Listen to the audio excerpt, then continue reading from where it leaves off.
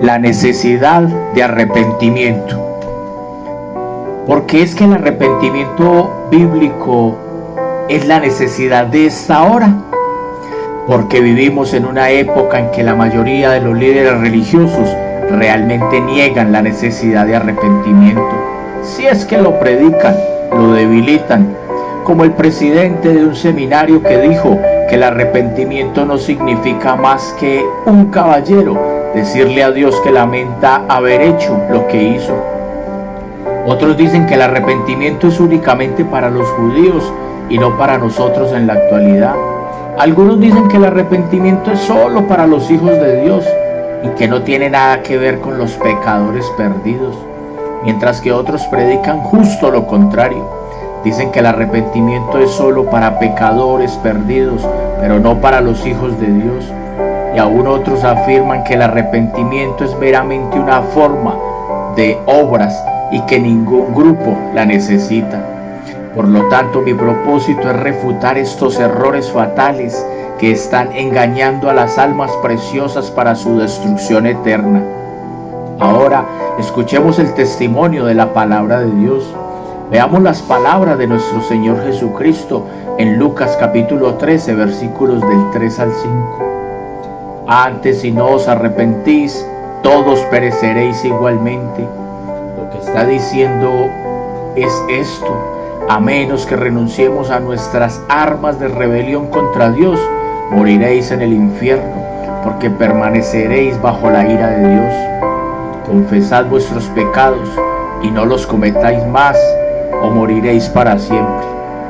Por lo tanto, para empezar, tengo que presentar el efecto del pecado sobre la raza humana, especialmente sobre ti y sobre mí. ¿Qué es el pecado? En esencia, el pecado es rebelión contra Dios. Esto significa creer que tenemos el derecho de hacer con nuestra vida lo que nos dé la gana y de actuar independientemente de Dios y de su santa ley. Como dice el apóstol Juan, todo aquel que comete pecado infringe también la ley, pues el pecado es infracción de la ley. Primera de Juan 3:4. De hecho, el pecado es una manera de decirle a Dios: no te metas en mi vida, no te necesito. Las serias consecuencias del pecado. La doctrina del efecto del pecado sobre ti, sobre mí y sobre toda la raza humana es muy seria. Así como ningún corazón lo puede concebir apropiadamente, así la boca no puede expresar adecuadamente el estado de perdición y ruina que el pecado ha causado al hombre culpable y desdichado. Te preguntas, ¿qué ha hecho? Oh, mi amigo, ¿no has separado de Dios? Has desfigurado y arruinado nuestro cuerpo, alma y espíritu. El pecado ha llenado nuestro cuerpo de enfermedades y dolencias. El pecado ha desfigurado la imagen de Dios en nuestra alma. El pecado ha cortado nuestra comunión con el quien nos hizo a su propia imagen moral. El pecado ha hecho que por naturaleza tú y yo seamos amantes del pecado y aborrecedores de Dios. ¿Quién es el único bien? Sí, es cosa muy seria considerar el pecado a la luz de la palabra de Dios, ver lo que le ha hecho al hombre, a Dios y a Cristo y a la creación de Dios. El pecado nos ha desligado de Dios y ha abierto las puertas del infierno. Es serio, porque el pecado le ha costado al hombre su bien más precioso, su alma imperecedera. Además, la doctrina del pecado revela en la palabra de Dios una muy humillante. ¿Por qué? Porque la Biblia no nos presenta meramente como ignorantes y necesitados de enseñanza, ni nos presenta como débiles y necesitados de un tónico. En cambio, revela que tú y yo estamos espiritualmente muertos y que carecemos de cualquier justicia y rectitud que nos da algún mérito ante Dios. Esto significa que espiritualmente carecemos de fuerza, somos totalmente incapaces de mejorarnos a nosotros mismos, estamos expuestos a la ira de Dios y no podemos realizar ni una obra que sea aceptable para un Dios santo. Romanos 3, del 10 al 18. La imposibilidad de que alguno pueda ganarse la aprobación de Dios por medio de sus propias obras resulta claro en el caso del joven rico que se acercó a Jesús en el Evangelio de Mateo capítulo 19. Cuando juzgamos a este joven según las normas humanas, consideramos que era un modelo de virtudes y de logros religiosos, pero como tantos otros que confían en sus propios esfuerzos y su propia justicia, desconocía la espiritualidad de lo escrito en la ley de Dios. Cuando Cristo le mostró la codicia de su corazón, se fue triste porque poseía muchos bienes. Era humillante descubrir que sus mejores estudios religiosos no eran más que trapos de inmundicia al olfato de Dios. Isaías 64:6. Este joven no quiso confesar que su moralidad y que sus mejores acciones no eran más que obras de tinieblas condenatorias por las que necesitaba sentir pesar y a las que tenía que renunciar.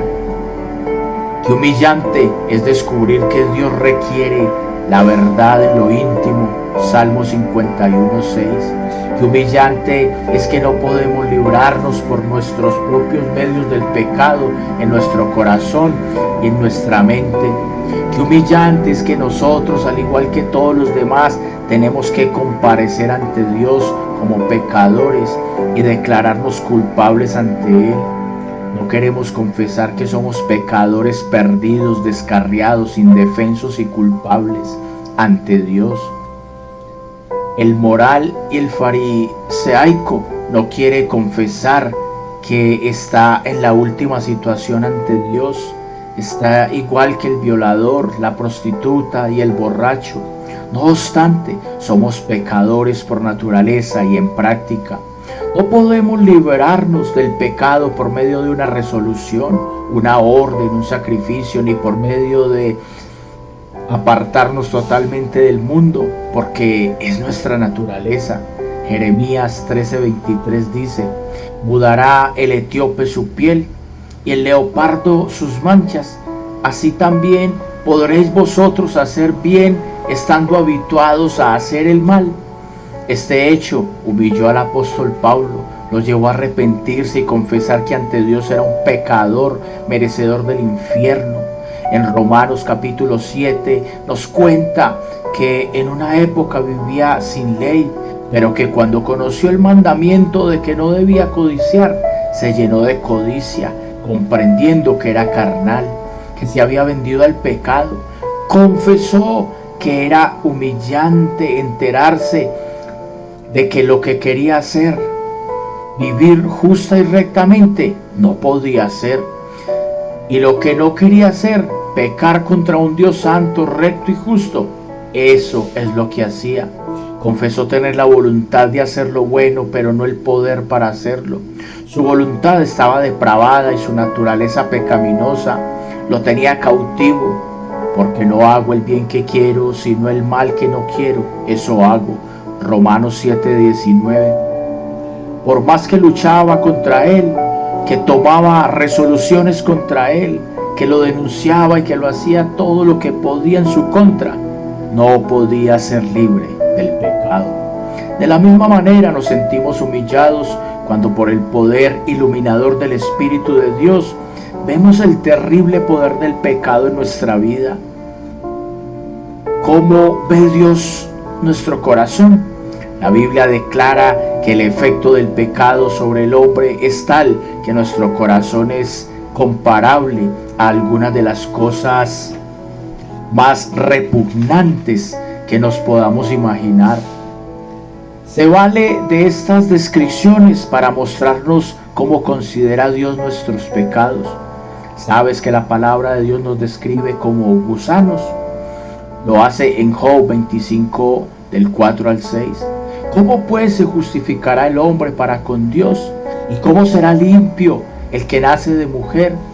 He aquí que ni aun la misma luna será resplandeciente, ni las estrellas son limpias delante de sus ojos. Cuánto menos el hombre, que es un gusano, y el Hijo del Hombre, también gusano. El significado de la raíz de la palabra usada aquí como gusano en hebreo es gusano de pudredumbre. Esta es la forma como Dios nos ve en proceso de putrefacción, fuera de Cristo. Además, sabía que Dios nos describe en nuestra naturaleza depravada como una podrida llaga. Así lo hace en Isaías capítulo 1, versículos del 4 al 6.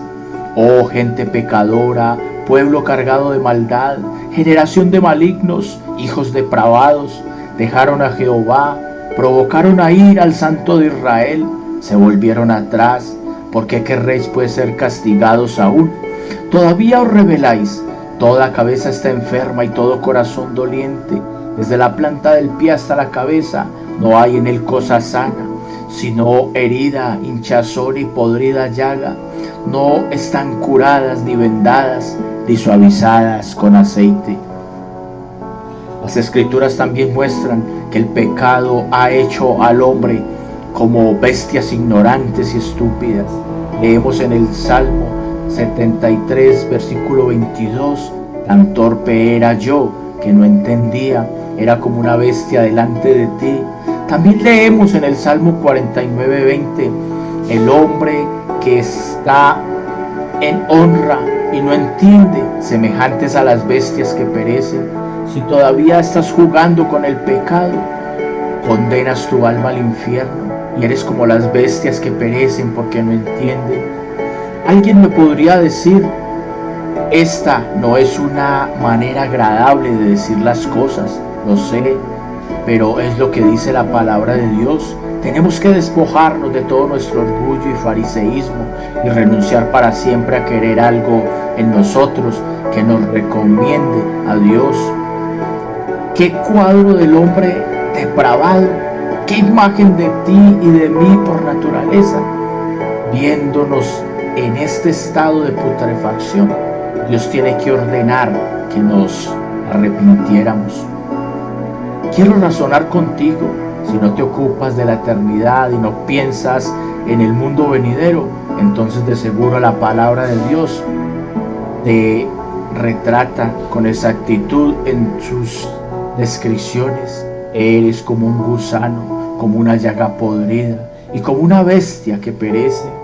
Oh, que supieras tu final.